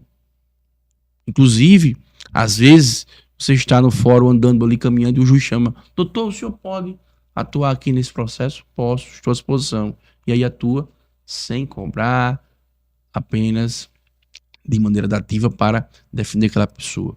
Então, você que pensa em ser advogado, primeiro você tem que analisar, né? Fazer ali um estudo se você realmente tem vocação para aquilo. Mas se você for advogar, bem-vindo. Advogue, defenda as pessoas, defenda os direitos e garantias e estude, se dedique. Porque é uma responsabilidade muito grande você ser advogado. O cidadão assinar uma procuração dizendo, olha, eu estou preso, a minha liberdade depende de você. Coisa boa. Quero agradecer a você que está nos acompanhando. Se é novo no canal, se inscreva, compartilhe, comente, refresque o melhor refrigerante de Alagoas, se quer, ou melhor, que se quer não, quiçá do Brasil. Quero agradecer também a Croaçaria da Dressa, né? Sempre está aqui conosco, o melhor salgado do Brasil, e é isso mesmo. O melhor salgado do Brasil. Tudo que é bom dura pouco, pessoal. Tudo que é bom dura pouco. Estamos próximos aí do final do bate-papo. É uma honra ter aqui Dr. Sampaio, Dr. Monteiro. Os caras são fenomenais, né? Mas antes de terminar... Flaudísio, e fico feliz, viu? Ver o seu crescimento. Quando eu vim aqui, eu acho que foi no 9º episódio. Foi, ano passado. Não foi isso? Ano passado. Ano passado, você é um foguete. Né? Você é um Eita, foguetinho. Honra, bondade sua. Você não é slot, né? Você não é um joguinho, mas é um foguete, viu? Graças a Deus você conseguiu um patamar, porque você é um cara trabalhador, é um cara dedicado, um cara persistente. Continue nessa batalha. Continue nessa luta. Que o Brasil é pequeno para você. Rapaz, gratidão. Viu? Bondade sua. Bondade sua. Estamos aqui com esses dois fenômenos, né? Se inscreva, compartilhe, comente. Os nossos patrocinadores, meu muito obrigado, né? Mas voltando para o bate-papo. Na verdade, eu vim apenas acompanhar o Dr. Tiago. Vim apenas prestigiar, ia ficar ali, sentadinho, só aprendendo, olhando. E aí, O Flávio diz, rapaz, entra aqui pra gente debater. Tem que conversar com a gente, né? Agora falta a música, porque terceira vez já. Terceira vez, diga a música. Pede música. Diga a música. Né, Luiz? Diga a música aí. Uma música top que marca aí a vida do Dr. Rodrigo. Eu ia falar aquela, se aveste não, amanhã, Flávio José. que amanhã pode acontecer tudo, inclusive nada. Então a gente tem que levar a vida de maneira bem, bem leve. Coisa boa. Não adianta eu advogar nessa luta se, né, eu não estou vivendo a vida. Né? Não estou dançando, não estou tomando aquela cervejinha gelada no final de semana que eu gosto, estou com a minha família. Então, assim, eu sempre falo que é preciso viver a vida. Quando você está na sua advocacia, é preciso atuar, trabalhar, ser resistente, combativo. No final de semana, com a família, você tem que ter um lazer. Se você gosta de uma cervejinha, toma sua cervejinha. Gosta de um refrigerante, refresque. Isso. Toma seu refrigerante. Melhor. Uma aguinha, refresque. Isso. Com gás ou sem gás. Então aproveite a vida. Cada um deve aproveitar e aproveitar de maneira leve. Né? Porque assim, não adianta você ser ansioso, você pensar, amanhã como é que vai ser? Me trabalhe hoje. Pense no hoje. Eu não posso pensar no amanhã. Amanhã a minha pauta tá cheia, o Thiago deve estar 10 vezes mais. Vamos trabalhar o hoje, vamos pensar no hoje. Então é preciso saber viver. Coisa boa. Como é que o senhor lida com dinheiro, doutor Sampaio? Rapaz, eu vou trazer pra você. Minuto Valdir. dinheiro, é? Rapaz, saudade do... Um abraço, Do meu Cruz, amigo do Cruz. Ademir. Saudade do Ademir. Essa pergunta foi porque você pensou nele. Eu vou tomar aqui, Flávio, a liberdade de trazer uma frase que eu ouvi de Ademir dos Gêmeos. Coisa boa. Numa determinada vez eu Coisa estava boa. participando de uma negociação contratual, natural dele, em loco, aqui em Arapiraca. Eu vim no Maceió, ele me pediu, eu vim aqui para Arapiraca, a gente negociando, ele disse uma coisa interessante numa mesa de negociação. Ele disse, olha, o dinheiro tem que subir pro meu bolso, não pra minha cabeça. Eu achei aquilo arretado. Eu já tinha ouvido em outros sentidos, mas foi muito bom ele trazer dessa forma bem nua e crua, bem objetiva. Tem um livro, acho que é de Shakespeare, Flávio, que diz assim, de vez em quando pega o dinheiro e bota na sua frente. E grite pra ele, mas grite bem alto. Só pra ele saber quem manda em quem. Você é quem tem que mandar nele. Não deixe ele lhe aprisionar, não. Tem muita gente aí, Fladese, que tem rios de dinheiro. E aí me veio agora a memória daquela época da pandemia, surreal, aquele momento que a gente viveu, né? Hoje a gente fica olhando pra trás, como é que a gente passou por aquilo. E aí Bruno, da dupla Bruno e Marrone, fazendo uma live, já cheio de quequé, já tinha tomado umas 30, disse bem assim, mas falou uma verdade, embriagada, a gente não bebe e a verdade sai, né? O álcool entra e a verdade sai. E aí ele disse assim, olha, tem gente aí que tem dinheiro para viver 3, 4, 5 gerações, sem precisar trabalhar mais. Mas só vai ver um. Chegar aos 80, 90, 100 anos, acabou, não vai ver mais geração não. O dinheiro vai ficar para quem, Claudio? Para as outras gerações. Então guarda o que for necessário para você viver e viva bem. O dinheiro tem que ser o necessário para você viver bem. Não para lhe escravizar. Então, como é a minha lida diária com o dinheiro? Eu enxergo o dinheiro dessa forma. Se alguém perguntar, eu vou trazer para vocês e eu vou provocar o nosso internauta. Na última aula minha, a gente estava falando em sala de aula e uma pessoa, professor, o senhor gostaria de ganhar na Mega Sena? Eu disse, olha, quem não gostaria, mas eu tenho certeza que a minha vida não seria só mares de rosas e pétalas, não. Teria dificuldade. Primeiro, eu ganhando aí, vamos lá, Flávio, você ganhando aí 100 milhões numa loteria, você vai andar sozinho, Flávio? Você agora vai ter 2, 3, 4 segurança no seu cangote. Para onde você for, os caras estão atrás. Você não tem mais paz, não. Você não tem mais privacidade. Não estou dizendo com isso que eu não queria os 100 milhões. Mas eu tenho certeza, Flávio, que o dinheiro não traz só felicidade, né? Vai trazer alguns ônus e muito bônus. Já ouvi alguns estudiosos. Uma provocação aqui. Pode fazer. Essa água, né, refresque, é a água que você vai beber e nunca vai morrer. E eu vou colocar na mesa aqui 10 milhões. Mas você só vai viver 5 dias. O que é que você prefere? A água. Então, assim, como o Thiago falou, na pandemia eu fiquei 7 dias internado. Eu fiquei mal com Covid, né? E eu pensava muito, pra que o dinheiro? E aí foi um momento de reflexão. 75% do pulmão comprometido, dentro do hospital. Fiquei 10 dias doente em casa, depois saí, fui para o hospital, fiquei internado. Questão de segundos, eu não fui para UTI.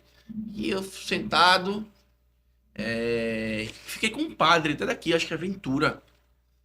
Eu fiquei com um padre, não lembro agora o nome, mas um padre que é daqui, de Arapiraca. Eu fiquei no mesmo lugar, né, mesmo leito do hospital, com um padre. E eu ficava pensando, eu tenho um dinheirinho guardado, mas estou aqui, preso. E às vezes uma carne, no final de semana, uma carne, um churrasquinho, uma besteira eu queria, não conseguia, porque eu estava ali no hospital. A comida era aquela que colocava ali, eu não tinha liberdade, tinha que ficar ali, eu não podia sair. Então, o que vale ter dinheiro se eu não posso ter uma liberdade? Então, se você for no presídio agora, levar 10 milhões, e aí falar, ó, eu tenho 10 milhões aqui, e você está preso, né? Você está preso aqui. Mas vou lhe dar esses 10 milhões para você ficar aí preso. Você quer? O cara pode oferecer a você 10 milhões, eu vou dar 10 milhões para sair. Então, às vezes, você está preso ali no presídio, tem milhões em conta, acabou a sua vida. Acabou. Você está ali preso já 5, 6, 7 anos. Que adianta ter dinheiro se eu não tenho uma liberdade? Se eu não tenho uma saúde? Quantas pessoas morreram que tinham dinheiro para comprar vários hospitais? Quantas pessoas aí? Não sei se vocês viram, eu falo disso. Antes de ontem, o apresentador do Flow Podcast. Você conhece esse? O Igor. Isso. Grande Igor, né? Não sei se ele conhece nós, né? Conhece. Tá chegando perto. Mas nós conhece ele. Se ele não conhece a internet, ele tá sem internet. Ele soltou um vídeo que ele falava algo nesse sentido. Ele tava com... Eu acredito que o entrevistado dele era um monge, alguma coisa assim, era um budista, não sei. Era alguém da área espiritual. Monja Koi. Eu acho que é essa daí. Não vi muito bem quem era, falou disso. Mas ele dizia assim, eu sonhei a minha vida... Era Koi? Pesquisa aí. Eu sonhei a minha vida, aliás, eu passei a minha vida sonhando em ter tudo que eu tenho agora. E quando eu atingi, foi o pior momento da minha vida, ele dizendo. Ou seja, eu acredito que quando ele atingiu o ápice, ele não tinha tempo de viver. É a imagem que passou para mim. Ele começou a ganhar tanto dinheiro, tanto trabalho, tanto dinheiro, tanto trabalho, que ele não tinha como viver, como gastar aquele dinheiro, como ser feliz. É mais ou menos isso. Esqueceu de viver. Então, assim, o problema do homem é que ele é insatisfeito com o que ele tem. Às vezes o cara atinge o patamar Pablo Marçal, a fera. O homem do marketing. O homem do marketing. Aqui eu respondo, pra quê? Você, Pablo Marçal, pra quê? É o como, né? Pergunta como, né? Como, direto ao como, né? Direto ao como. Meu patrão, pra que você entrar numa eleição dessa? Levou cadeirada, quase que morre. Aí o cara morria ali, deixou o império. Fez o que na vida? Pra que entrar numa eleição dessa? Pra quê? Na minha visão, vaidade. É vaidade. Ele quer pra dizer, sou prefeito. Eu quero ser candidato a presidente da República. Meu patrão, pra que isso? Você tem que respeitar o momento das pessoas. E respeitar que a política não é pra você. Eu não tenho vocação para julgar. Eu não tenho vocação para ser policial. Eu não tenho vocação para ser médico. Eu tenho que ficar no meu canto. Advogado. Então, assim, o problema é que a gente sempre é insatisfeito. O homem fica insatisfeito temporalmente. Tá tomando aqui uma água, aí fica satisfeito. Porque eu quero mais água. Aí compra uma casa, porque eu quero comprar outra casa. O cara tem meio mundo de casa, não consegue nem ficar em uma casa para dormir. Vive viajando, dormindo em hotel. Boa. Doutor Sampaio, eu faço uma pergunta, boa parte dos convidados que aqui vem. Né? O senhor é um homem bastante experiente, tem várias vivências, né? Eu queria saber do doutor Sampaio, o que é a vida para o senhor? Que é a vida, né? É bonita e é bonita. O que é a vida? É excelente. Não, é de uma profundidade, Flaudísio, que tem certas perguntas que a gente sabe a resposta, mas para se expressar a gente nunca atinge o objetivo ideal. Mas para mim a vida... Eu gosto muito de uma obra de Mário Sérgio Cortella que ele diz assim, qual é a tua obra? Qual é o teu legado? A vida é isso, para mim. O que é que você está deixando? Uma hora você se vai. O que é que você está deixando? Complementando. A vida Pra quem é vai lhe tudo suceder? e ó, complementando. Você pode colocar no seu caderninho aí. A vida é tudo e o dinheiro não compra. Eu sou um invejoso. Invejoso mesmo. Daquele tipo de pessoa que largou todo aquele sucesso, toda aquela fama e foi viver no interior, foi viver naquela casa humilde e tá feliz, Fabrício. Ou pegou aquela combizinha, reformou, comprou uma Kombi, reformou e tá vivendo aí à toa. Pegou o veleirozinho dele e tá navegando. Se desapegou disso aqui, ó, da matéria. Eu acho arretado. Eu não cheguei a esse grau de maturidade, Fabrício, não cheguei. Eu ainda tô aqui entre os, vamos dizer assim, os que buscam, mas vou ser bem franco a você, a vida para mim hoje eu devo muito mais a ela, porque ela me deu demais, eu acho. O senhor fala muito aí sobre Mário Sérgio Cortella e em uma de suas falas, ele diz que no túmulo dele, um dia, quando ele for, e ele vai, e você também, ele diz que no túmulo dele ele quer que escrevam lá, eu não estou aqui. Eu não estou aqui. E ele fala, né? Eu não estou aqui porque eu estou nos meus livros, estou nos meus filhos, estou no meu legado. A tua obra. Perfeito, boa, boa. Perfeito. E eu queria aqui externar aos senhores, né? No dia do funeral, e vai chegar esse dia, né? Que ninguém. Isso não. Minha alma aqui, não vou morrer, não. No dia do funeral do Dr. Nossa, Sampaio, não. o que é que o senhor queria que alguém dissesse lá? Rapaz, eu só Essa queria que pergunta não só falasse pra mal ele, de tá mim. Oi? Fica aí minha pergunta. Eu só queria que não falasse mal de mim. Isso não. Na verdade, sabe o que é que eu queria que dissesse, Diga aí, Claudício? diga aí. Levanta e anda. E eu obedecesse. Era isso que eu queria, Claudício. Aí tá certo. Doutor Rodrigo, o que é que o senhor queria que dissesse no dia do funeral do Foi senhor? um engano, sai daí. Bora dançar, bora tomar cerveja gelada. Vamos curtir a vida. No dia do Não meu funeral. pergunto mais não pra vocês. Pra você ver como um assunto morto, pra dizer folclórica, né? Assim, Não, eu faço. a gente tem uma reflexão, mas levar alegria. Aí tá falando de morto, tá sorrindo aqui. No cara. dia do meu funeral, eu quero que alguém diga assim, ele tá mexendo, pô. Eu quero é sair. Sai daí. É apenas uma brincadeira. Sai, pula. O senhor falou sobre liberdade. Para o doutor Rodrigo Monteiro, o que é liberdade? A liberdade é um direito, garantia fundamental que as pessoas precisam valorizar.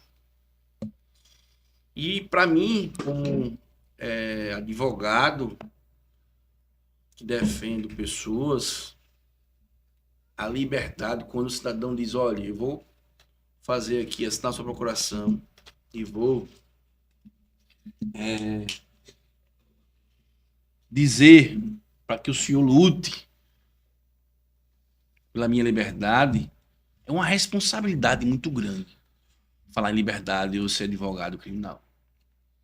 Então você, aventureiro, você que está pensando em entrar na advocacia criminal,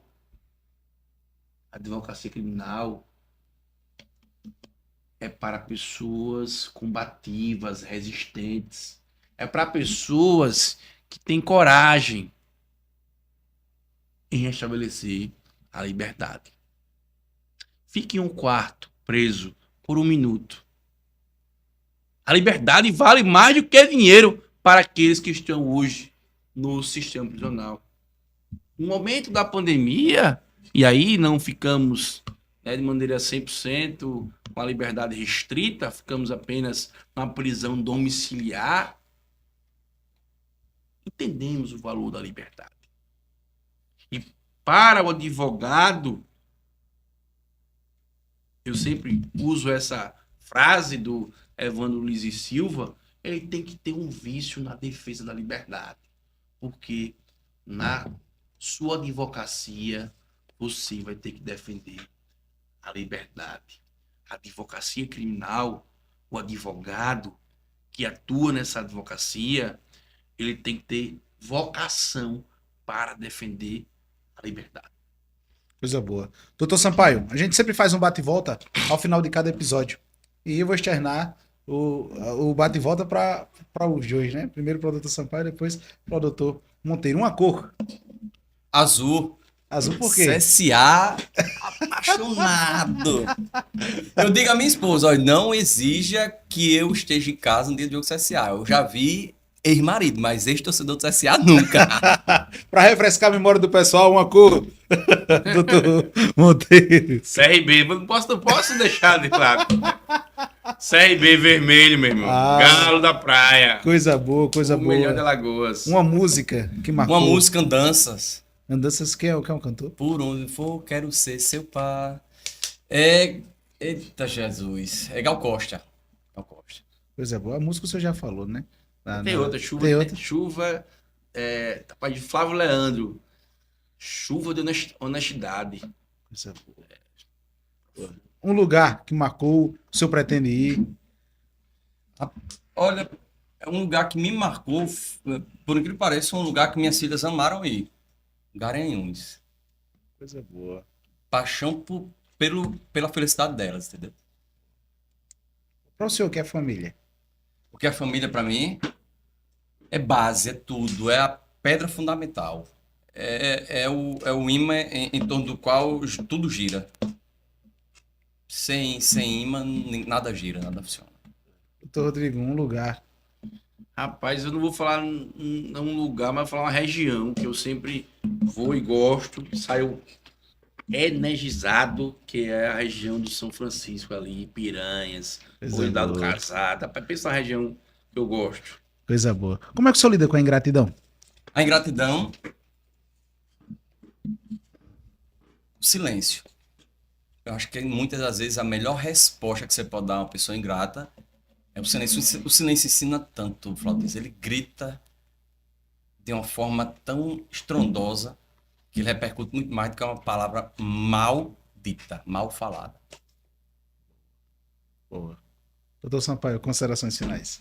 Amigo, as minhas considerações finais é de gratidão e de parabéns. Você tem feito um programa aqui com uma desenvoltura maravilhosa, é envolvente, as suas perguntas são muito pertinentes. Tem demonstrado uma sabedoria da escuta, né? Parabéns, eu acho que quem tem a ganhar é toda a sociedade arapiraquense, alagoana, brasileira, que tem aí mais um canal de comunicação. Então, continue contando com o meu respeito e com a minha predisposição de estar sempre aqui para fomentar o debate, que eu costumo dizer que nós somos apenas uma formiguinha, mas eu me junto ao formigueiro e aí a gente faz aí um estrondo. Coisa boa. Tem o episódio parte 2. Doutor Rodrigo, considerações finais. Rapaz, bicho, obrigado. Você é um cara leve, você é um cara dinâmico, preparado. E se amanhã, Claudio, alguém me perguntar o que mais produz em Arapiraca, eu vou responder em alto bom som. São os talentos. E você é um dos talentos dessa cidade. Pode ter a certeza disso. Você é um cara leve, um cara preparado.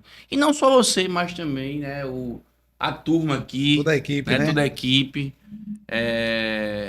O sucesso que você está tendo hoje é apenas um começo.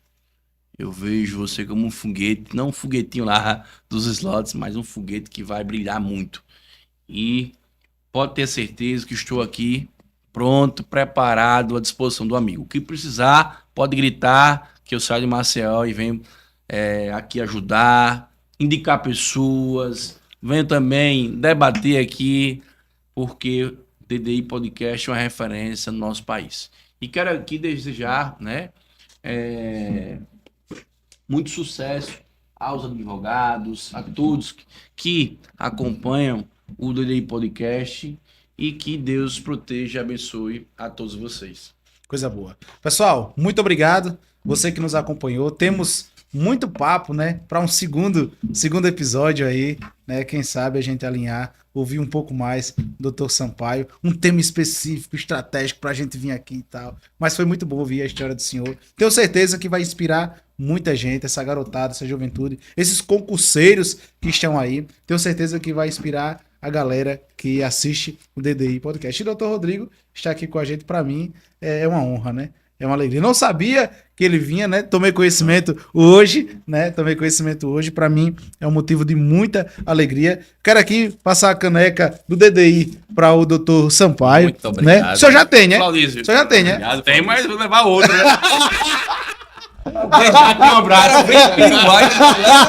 Eu sou sócio, aqui eu sou sócio. Deixar aqui um abraço também para os gêmeos Adem, Aleph e o Anderson. Né, Vai que estar é- com a gente. Vai estar com a gente aqui. que Vai ao ar trabalha o nos episódio dia bastidores 27. do Um Gêmeos abraço também Brasil. para Franco do Ouro. Um abraço, que é uma meu amigo, pessoa meu amigo, finíssima. topado. Franco do Ouro, um cara também, gente fina, é um cara empreendedor e também dessa região, meu amigo Douglas, da MG Premiações, Douglas de São Sebastião, um cara também empreendedor e desse ramo de sorteio. Um forte abraço e que Deus proteja e abençoe todos vocês. Coisa boa. Quero agradecer Chutes K-Cast. Muito obrigado por ter aberto as portas, nos recepcionado. Também meu amigo Jean. Muito obrigado. Jean e Luiz, né? Luiz. Jean e Luiz. É, o Luiz, Charlie. Jean, Muito, top. muito obrigado. Lembrar a redação. Flaudir.bet. Doutor Sampaio, muito obrigado. Obrigado. Papai do Céu continue te abençoando, viu? Uma honra tê-lo aqui, ouvir um pouco da sua trajetória. Dá pra gente perceber o grau técnico do senhor, o seu profissionalismo, a sua capacidade. E eu sabia que não era diferente disso quando o Dr. Rodrigo falou com a gente. Rapaz, eu tenho um amigo, cara, eu tenho um sócio ali, que o cara é fora de série. Ele, não, eu tenho certeza disso. Tamo junto. Doutor Rodrigo, muito obrigado. Viu? Tamo junto, Diante meu irmão. de tantas Olha só. ocupações dos senhores, tirarem um pouco do tempo para bater um papo, honrando, né, o DDI. É o que eu sempre digo a você que nos assiste. Ele levou em muito o nível do DDI Podcast. Um podcast diferente, divertido e inteligente. Valeu, pessoal. Tamo junto. Valeu!